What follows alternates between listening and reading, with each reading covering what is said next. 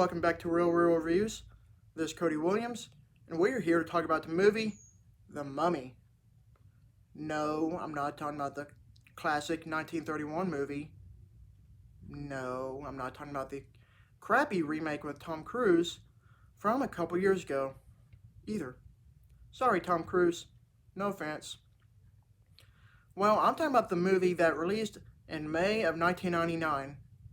It was written and directed by Stephen Sommers. Well, this movie is a reimagined remake that keeps the horror aspect from the original 1931 Boris Karloff movie, while retaining some sense of action and adventure, so to speak. So what makes this movie so much better than the failure of the 2017 movie? Well, for starters, the antagonist in the 2017 movie is switched to a female role, Princess Amunet, who is nowhere as formidable as Imhotep from the classic 1931 movie and this 1999 movie. The action seemed too over the top for my taste, and they tried to insert a plethora of false jump scares.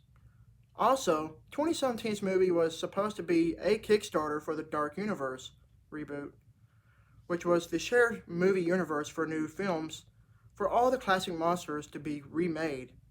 Well, things didn't turn out quite so well for them after their effort for making the 2017 movie.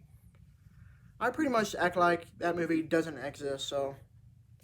Anyways, let's get back to talking about the 1999 movie.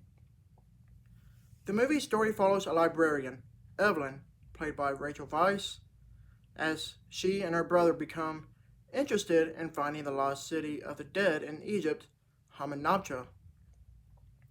She needs a guide and befriends Rick O'Connell, played by Brendan Fraser, after saving him from being hanged. They race against another group of explorers to find the lost city of the dead. As they finally reach Hamunaptra, they unleash a curse that was laid on the dead high priest Imhotep. Imhotep rises from the dead and wreaks havoc upon the living to resurrect his old love interest from 3,000 years ago, Princess Anaxanamun. Rick and Evelyn then has to find a way to prevent all that from happening and put Imhotep down for another dirt nap. For a movie that was made in 1999, it was way ahead of its time. You could say that this movie was a technical achievement. The mixture of practical effects and proper use of CGI looks amazing to this day. I just rewatched this movie for the umpteenth time last night, and it still looks miraculous to watch.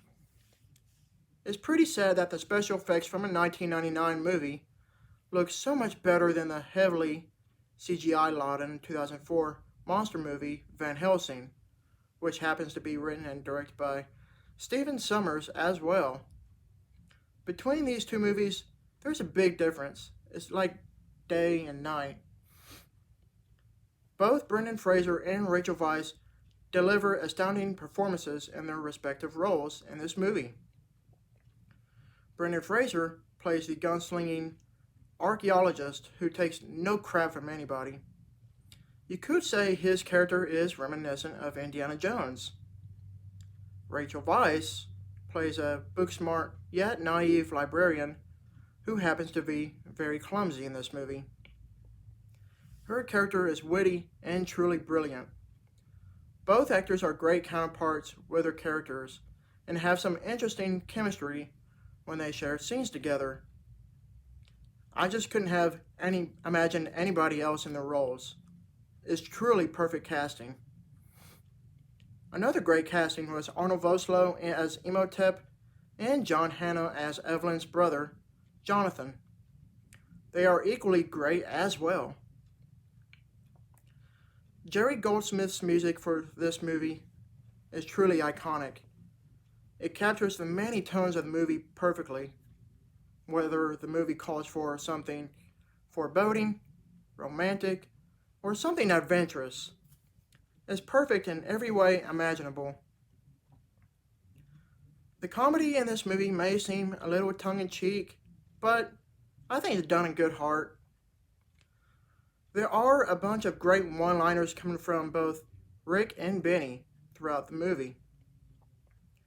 Benny, who I forgot to mention, is another great character in this movie, who is played by Kevin J. O'Connor phenomenally.